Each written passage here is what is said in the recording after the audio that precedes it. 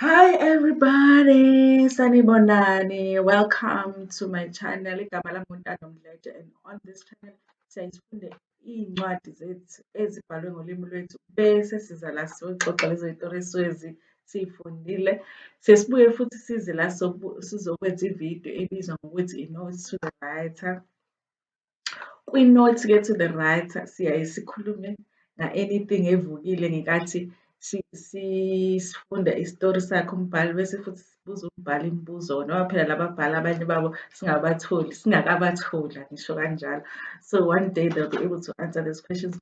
Sibuye sibancome nje ababhali bethu phela ngoba besingaba yini nje ngaphandle kwale yitori lo bezosibhalela ukube bona bebengeke baze babhale. So namhlanje ngihlanganise iy'tori ey'mbili la ukwenza i-notes to the writer. So kushuthi sothi i-notes to the writers ngoba ngihlanganisa ama-lessons ey'tori ey'mbili engizokhuluma ngazo lana.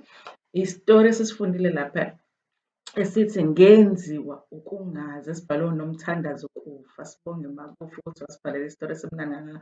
Bese kuphinda kube nestori engisanda kusenza esibizwa ngokuthi uzibulalele wena esibhalwe uPhilile Shange. So izona zinto lezi, izona y'tori lezi engizobe ngikhuluma ngazo.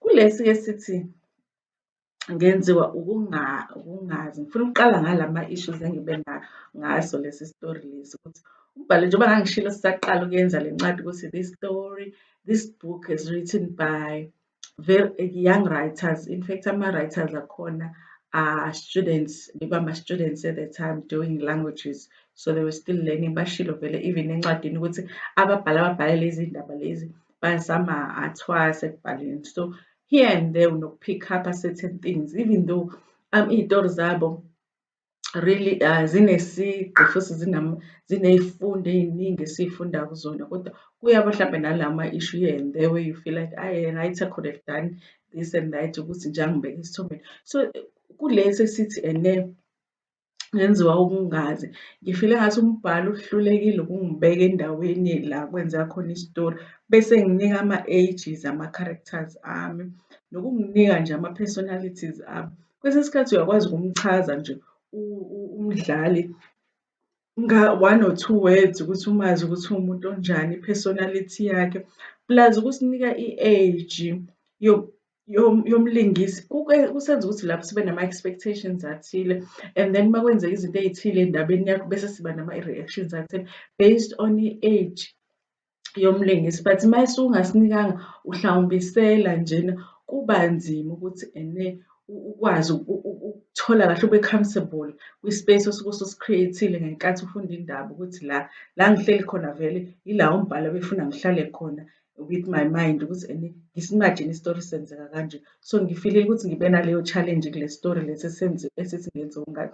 Plus nama-timelines futhi uyabona nje laphayana uSibahle uyathathwa kuyahamba uyohlala laphayana eFlagstaff. We don't know how long uSibahle stayed eFlagstaff. Did she stay for months? Did she stay for years?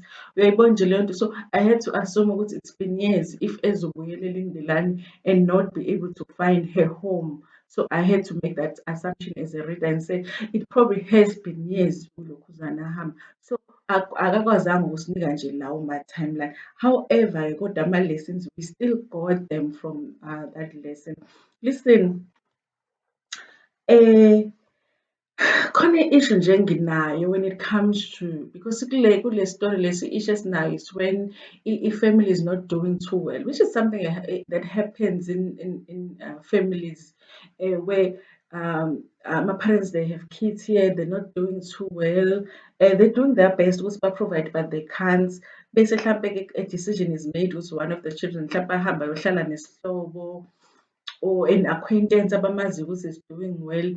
And leyo nto leyo ihlezi ingikhathaza even before I read the story. It's just something that has always bothered me because I always feel like, why is it a burden of a child to, why is it on a child ukuthi ehlise ukusindelwa kwabazali bakhe?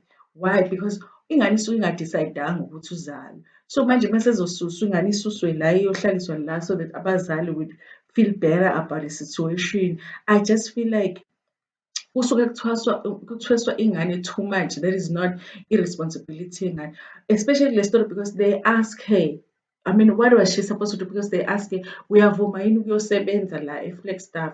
Ngekathi uhleli laphana wena usebenza, sizobe sithunyelele imali yokuthi badle. Which child would say no to that? Because esibona isimo sasekhaya, you know, which child would say, no, I'm not gonna go mina ngiye e-Flagstaff. So in a way, eh, in a way, akanayo i-choice. That's why she makes a decision yokuthi, you know what, kulungile ngizohamba. But I feel like bamthosa into okungeyona i-responsibility yakhe.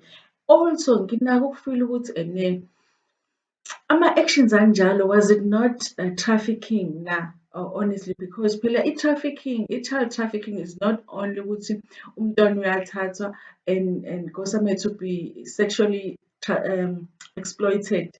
It can also just be exploited ngendlela yokuthi asebenze for free because she was working for free. All imali ebezoyithola ibizoyiswa ekhaya, which ended up not being the case. Ukuthi ama-situations anjena na, were we not supposed to classify these situations as child trafficking? It's because it's like for a family like it, she had to be taken by this family that is not even related to her. Iyomgqilaza somewhere so that her family could eat. Is this not a child trafficking situation? Mawusuyibuka kahle hle. Because yes, yena uyacela ukuthi ahambe, but I do not feel like mina kwi-position akuyona she has a choice to say no. Bekungathi ama-parents angathola another way of solving their problems without putting i-burden yokusolva izinkinga zabo on kids, because it is not their responsibility ukuthi bayisolve lezo yinkinga lezo, because kusuke abantwana kungezona ezabo. Also, just the fact that mayesebuya ekhaya, they tell her ukuthi, we've been looking for you and we couldn't find you. How hard did you look for your child, really? Ukuthi ngoba nanazi ukuthi base-Flagstaff. Did you go to Flagstaff to find her? Did you go to the police? How did you sit and not know where your child was? Knowing ukuthi imali owathenjiswe yona ukuthi izoniwa yona didn't ended up not even coming. How comfortable were you ukuthi ingane yakho la ihleli khona ihleli kahle? Even more than that, wagcina engasafundanga futhi lona uSibahle, bagcina bengasamfundisanga as promised. You know, is it not child abuse? For me, it just rings that it rings child abuse. It rings child trafficking. Kuyona inama-elements e-child trafficking kuyona le situation lena. And I feel ukuthi her parents, as much as that family that took her is responsible, also her parents were responsible, because I feel like no matter how desperate they were for impela babephila, that wasn't irresponsibility kaSibahle ukuthi abakhiphe kuleyo situation leyo bekuyona.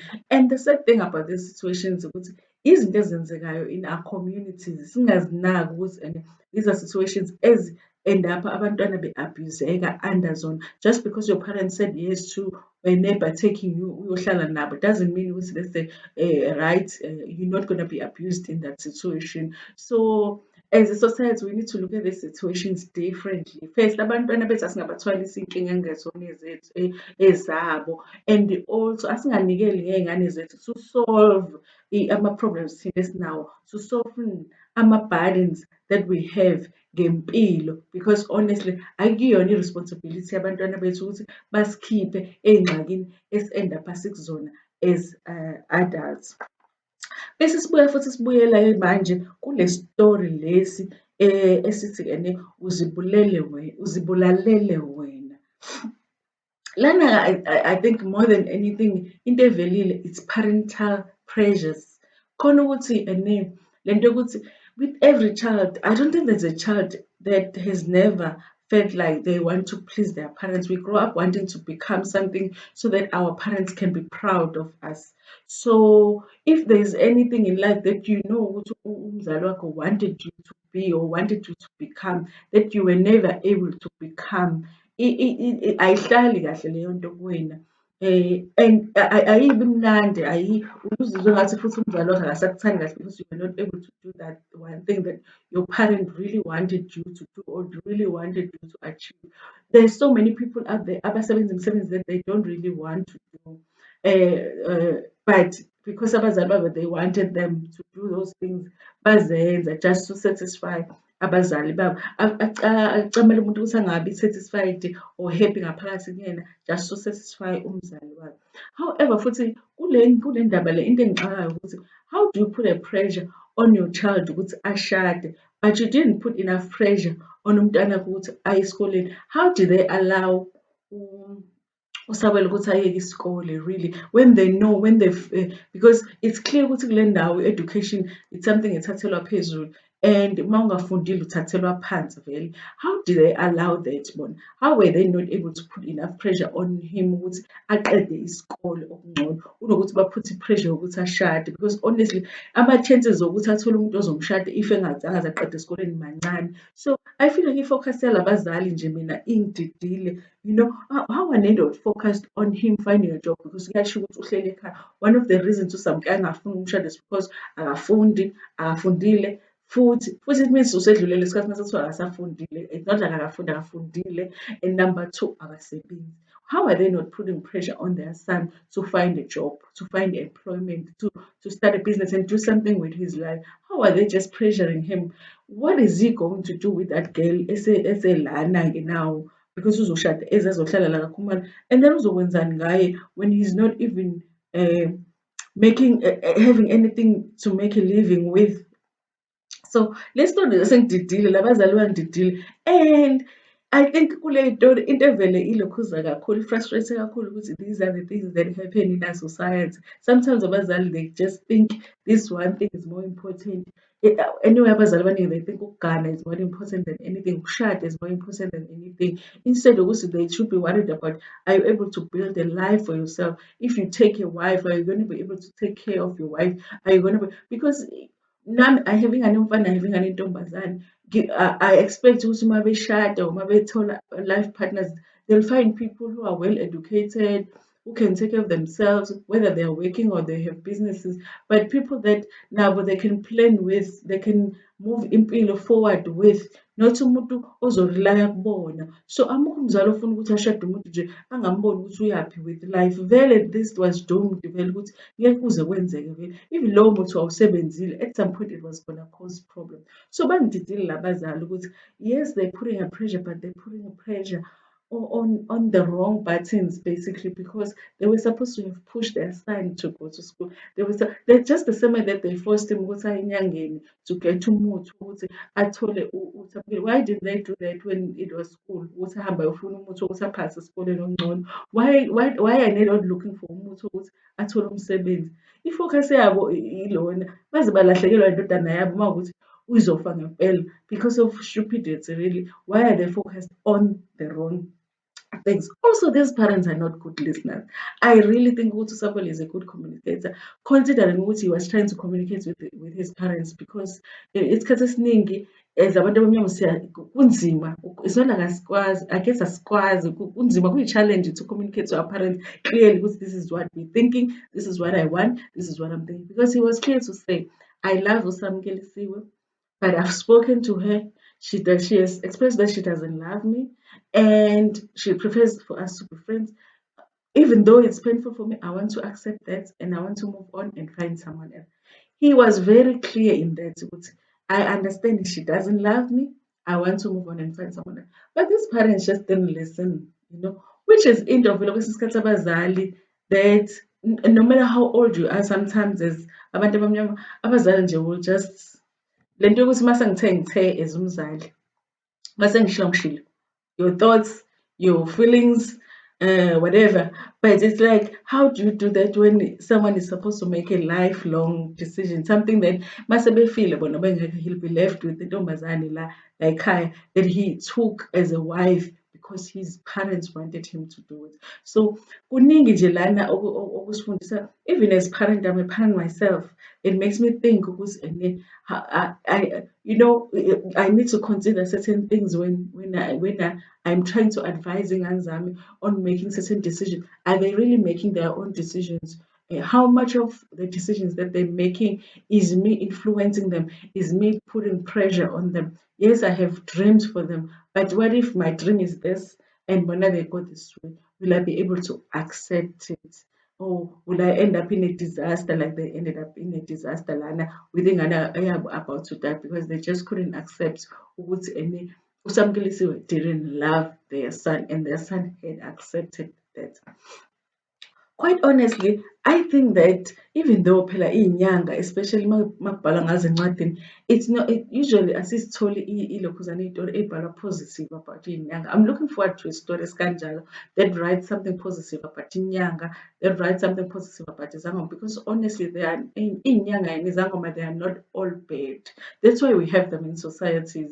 And long ago, they solved a lot of problems for success. When people didn't know ukuthi ubani uthakatha endaweni, they would go to isangoma sivule isikhomba ukuthi ubani olokhuzayo othakatha endaweni. When there were sicknesses, iy'nyanga nezangoma, people that healed abantu, that healed isizwe. So it's not all bad nezangoma. So I'm looking forward to finding ababhali abazobhala izinto ey'positive about izinyanga, abazobhala izinto ey'positive about abathandazi, abazobhala izinto ey'positive about, I think we had one story where they wrote something positive about umthandazo, about isonto, about how umthandazo can change things. So I'm looking forward to finding a story that does the same when it comes to traditional healers. So for some reason, I'm hopeful ukuthi njengoba umlambo udlala ngabo nje olona okhomalo. I'm really, I don't know, I have that feeling. Maybe you have a different feeling. I do have that feeling. Ukuthi 5 days uzophela angafi ulona uSabelo, ayihlekele laphayana umlambo, bayihlekele nabantu aqhubeke nempilo sabo. I hope ukuthi that will be the end of the story. So I'm hopeful about that. But yeah, those were our lessons ngelokhuzana ngey'tori lezi zethu. So philile shange, if you are somewhere and you watch this video, I need to talk to you. Nomthandazo kufa, I need to talk to you. And also just to find out if you guys have written more books, if you guys have written more stories, and we can come here and talk about them. So thank you so much ukuthi nibuke le video. Don't forget ukuthi uma ungaka-subscribe, uhambe uyosubscribe. And also like, share my videos and binge watch zonke into. Even le iy'tori esikhuluma ngazo manje, go and watch istory esithi Karma Will Get You. Ngangenziwa Ukungazi, uphinde watch istory esithi How a Father Killed His Son, Uzibulalele wena, so that you understand kahle le video lesiyenza manje. Bese uyahamba kubuyela emuva. Ziningi iy'tori sazokwenza i-video where I recap all of the stories that we have done, so abantu bezokwazi ukuthi iziphi baphindele emuva bayoyibuka. But it's been fun, it's been a month of fun senza lezi iy'tori lezi. So ngiyabonga kakhulu ukuthi nibuka, ngithanda kakhulu.